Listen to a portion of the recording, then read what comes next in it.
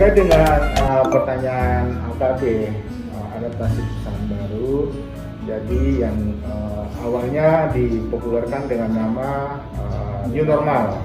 Ini sebenarnya AKB atau new normal ini adalah suatu keniscayaan sebenarnya. Mau tidak mau harus kita jalani. Kenapa? Karena virus corona atau COVID-19 diprediksi bahwa itu akan berlanjut terus, bahkan diperkirakan akan menjadi endemis di beberapa wilayah dan barangkali akan berlanjut sampai tahun 2021 di tengah-tengah masyarakat kita. Nah, dalam tempo waktu yang begitu panjang tentu kita tetap harus beraktivitas karena sebelum-sebelumnya kita dipaksa oleh baik itu oleh aturan dari WHO maupun dari pemerintah dalam rangka menghambat penularan atau penyebaran daripada COVID ini untuk stay at home. Kita harus tinggal diam di rumah. Ya. Nah, ketika kita tinggal diam di rumah, tentu ada faktor-faktor lain yang tidak berjalan dengan baik. Ya. Banyak faktor-faktor yang tidak berjalan ketika semua orang dipaksa untuk tinggal diam di rumah. Baik itu dari sisi sosial budaya, dari sisi ekonomi apalagi, ya aktivitas ekonomi, bahkan aktivitas keagamaan kita pun terganggu dengan adanya COVID ini.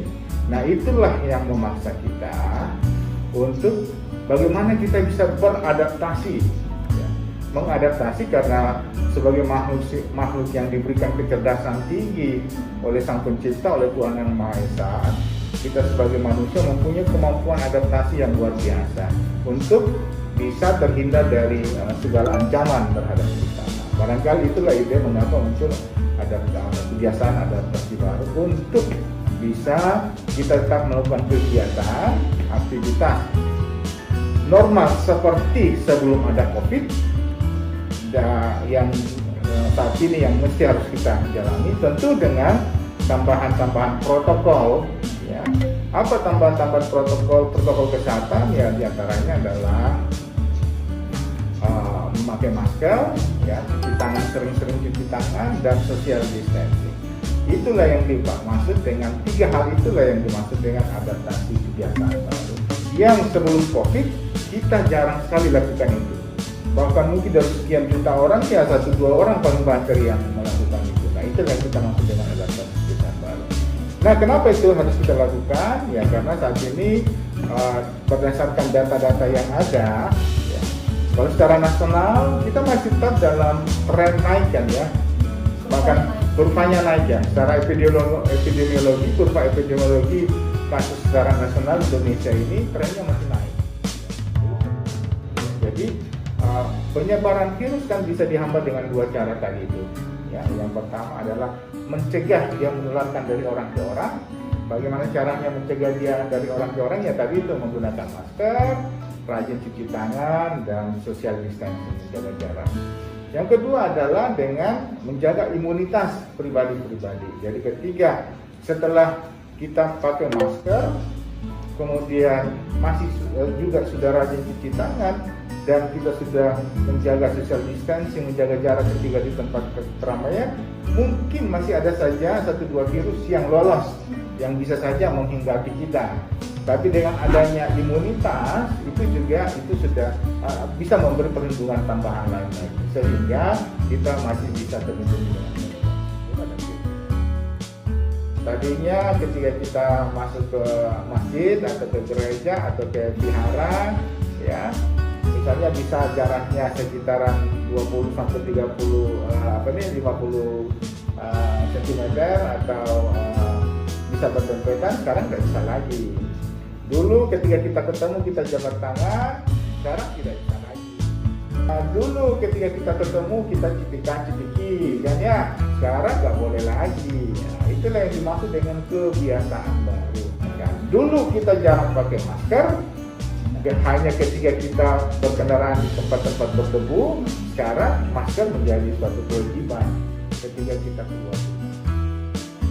Selain kebiasaan baru tadi itu, ya faktor lain yang paling menentukan juga adalah imunitas setiap orang. Ya. Nah, bagaimana meningkatkan imunitas setiap orang? Ya, pertama adalah tentu dari makanan, ya. Maksudnya itu makanan bergizi seimbang, ya. Nah, kita kaya dengan sayur mayur, kita kaya dengan ikan, ya. Jadi untuk mendapatkan nabati dan protein nabati dan hewan itu tidak terlalu sulit bagi negara kita, karena kita daerah pertanian, ya, kemudian kita daerah maritim, jadi sumbernya ada. Sisa apakah kita mau kan, ya itu ya yang pertama. Nah, ini harus disosialisasikan kepada masyarakat. Jadi gizi seimbang itu tidak mesti mahal.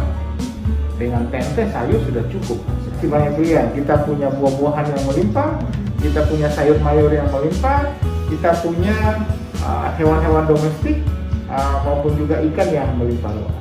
Jadi memungkinkan untuk memenuhi gizi seimbang. Ya. Kemudian itu adalah sumber-sumber memperkaya imunitas kita, kan, ya. Yang kemudian adalah salah satu yang bisa merangsang imunitas adalah vitamin D3, ya. Vitamin D, ya, yang sebagai prekursor. Itu bisa didapat dari sinar matahari, sinar ultraviolet. Kita kaya dengan sinar ultraviolet. Tentu ultraviolet yang di pagi hari, ya. Kemudian kita juga bisa ada beberapa tanaman tradisional kita, ya, rempah-rempah kita yang secara ilmiah itu bisa menjadi booster atau merangsang sistem imun. Dan banyak, ya, misalnya yang sudah terkenal itu misalnya madu, kan, kita punya madu, kan, ya. Kita kemudian rempah-rempah, misalnya daun kelor, kan, ya. Kunyit misalnya, ya. Ini kan semua sumber-sumber tumbuhan yang bisa merangsang sistem imun kita.